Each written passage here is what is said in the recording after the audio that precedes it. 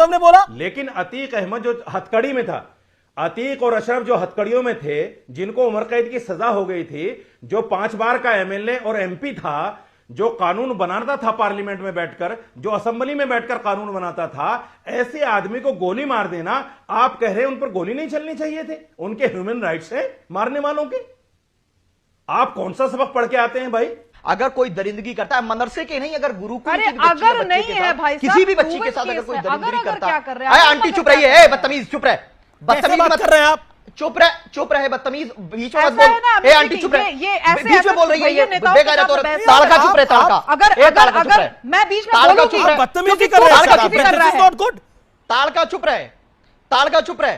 क्या मैं बदतमीजी कर ताड़का रहे हूं हैं? या मैं सीता हूं या मैं दुर्गा हूं, तू नहीं वो बताने वाला हो सकता शादाब चौहान। और ये पीस पार्टी का प्रवक्ता कहीं भी अगर दिख जाए मुझे, कहीं भी अगर ये मुझे दिख जाए, मैं इसको नारी शक्ति से परिचित करवाती हूं कि क्या होता है। ऐसे गली के छुट भैया नेताओं को बहुत सूता है मैंने।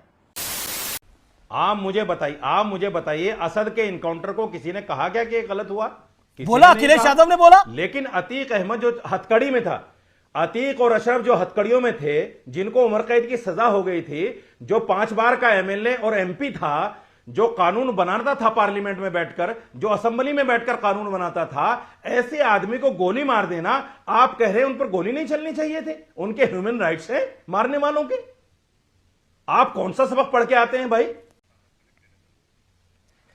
और कहा था कि मेरी बात को अन्यथा मत लीजिए, और अन्यथा ना कहते कहते इन्होंने अपनी सारी व्यथा देखिए व्यक्त कर दी कि 5 बार का विधायक, 1 बार का सांसद, ऐसे व्यक्ति की जघन्य हत्या हो गई, और हत्या करने वाले को तो तुरंत गोली से भून देना चाहिए था, भले ही वो सरेंडर कर दे रहा हो। यानी कितनी क्रिमिनल मानसिकता, जो इसको कहते हैं ना आपराधिक मानसिकता, वो कितनी साजिद रशीदी की भी है, ये दिखाई पड़ रही है कि तुरंत वहां न्याय कर देना चाहिए था साजिद रशीदी के मुताबिक। मैं आपको सुझाव दे रहा हूं, मौलाना साजिद रशीदी सुझाव दे रहा हूं, आप अपील कर लीजिए गुड्डू मुस्लिम के लिए, अपील कर लीजिए।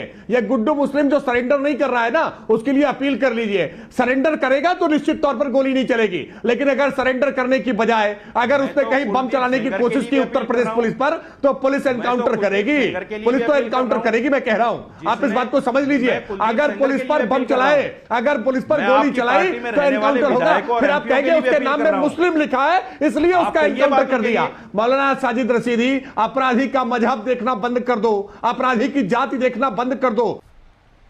देखिए, अगर कोई भी व्यक्ति निजी आस्था के तौर पे उनको कोई मसीहा कहता है, क्या कहता नहीं मालूम, लेकिन अदालत जो है, अदालत क्या कहती है उनके बारे में, और उनका क्या रिकॉर्ड रहा है, वो कितनी बार विधायक रहे, सांसद रहे या अपराधी रहे। मैं ना तो मैं शहीद होने का सर्टिफिकेट दूंगा, और ना मैं उनको आतंकवादी कहूंगा, ना मैं उनको कुछ और कहूंगा, क्योंकि हमारी अदालत जो कहेगी। अदालत ने 100 मुकदमे से ज्यादा उन पे थे, सिर्फ 1 में उनको सजा दी और बाकियों में उनको काफी केसेस में बरी भी किया कि राजनीतिक द्वेष में कार्रवाई हुई। तो मेरे से ज्यादा इंपॉर्टेंट अदालत है। लेकिन जो किलिंग को जस्टिफाई कर रहे हैं, लगभग 45 केसेस में ट्रायल चल रहा था, युवा मोर्चा, जबकि 45 केसेस में ट्रायल चल रहा था, गुड्डू बमबाज को लेके घूम रहे थे, संतरे अनारों की तरह बम फेंकवा रहे थे पुलिस वालों पर, और आप कह रहे हैं कि अभी आपको सोचना पड़ेगा, विचारना पड़ेगा। ट्रायल चलना, अमीश भाई, ट्रायल चलना अपराध नहीं होता है। भाजपा के 111 विधायकों पे ट्रायल चल रहा है, 28 पर 30 पर जघन्य अपराध के मुकदमे हैं। अगर, अरे सुन तो लीजिए, अब फिर आप ये बोलेंगी, बहुत ही स्पष्टता के साथ कह रहा हूं कि अगर मदरसे की बच्ची बच्चे के साथ अगर कोई दरिंदगी करता है, मदरसे के नहीं, अगर गुरुकुल की अगर नहीं है भाई, किसी भी बच्ची के साथ अगर कोई दरिंदगी करता है, आंटी चुप रहिए, बदतमीज चुप रहे, बदतमीज मत कर रहे हैं आप, चुप रहे बदतमीज, बीच में मत बोल। ए आंटी चुप रहे, बीच में बोल रही है ये बेकायदा तौर पर। ताड़का चुप रहे, ताड़का। अगर मैं बीच में बोलूंगी, बदतमीजी कर रहे हैं, ताड़का चुप रहे, ताड़का चुप रहे। क्या मैं ताड़का हूं या मैं सीता हूं या मैं दुर्गा हूं, तू नहीं वो बताने वाला हो सकता शादाब चौहान, जिसके नाम के आगे खुद वरुण शंकर की तरह बैठा हुआ है। तू मुझे बताएगा? तेरे साथ एक्चुअली ऐसी बात की जानी चाहिए। तू इस लायक नहीं है कि तेरे साथ कोई डिबेट में बैठे। मैं नहीं बात कर सकती आमिश जी ऐसे, मैं नहीं कर सकती। और ये पीस पार्टी का प्रवक्ता कहीं भी अगर दिख जाए मुझे, कहीं भी अगर ये मुझे दिख जाए, मैं इसको नारी शक्ति से परिचित करवाती हूं कि क्या होता है। ऐसे गली के छुट भैया नेताओं को बहुत सूता है मैंने, गली चौराहे पर सूता है ऐसे लोगों को। नहीं देखिए अमीश, हमें 2-3 चीजों पर बड़ी गंभीरता से सोचना पड़ेगा। जैसे और वो 2-3 बातें ये हैं। नंबर एक तो ये है कि जब उन लड़कों ने अतीक पर गोली चलाई, गोली चलाने के बाद उन्होंने जय श्री राम का नारा लगाया। जय श्री राम का नारा लगाने का उनका मकसद ये था कि हमारे ऊपर पुलिस अटैक ना करे, और जो हुआ भी कि अटैक उन पर नहीं हुआ, उनको सिर्फ पकड़ा गया। नंबर एक, ये कहीं ना कहीं गंभीरता दर्शाता है कि इस पर सोचने की बात है कि ये ऐसा क्यों हो रहा है। दूसरे, उन लड़कों का बयान देखिए क्या है। उन लड़कों का बयान ये है कि हमने अतीक को इसलिए मारा, हम फेमस होना चाहते थे। अब आप देखिए, अगर हम अतीक की पिछली हिस्ट्री को देखें, या जितने भी गैंगस्टर हैं या जितने भी माफिया हैं उनकी हिस्ट्री को देखें, तो तमाम पार्टियां कहीं ना कहीं माफियाओं को संरक्षण देती आई हैं और हो सकता है आगे भी देती रहें।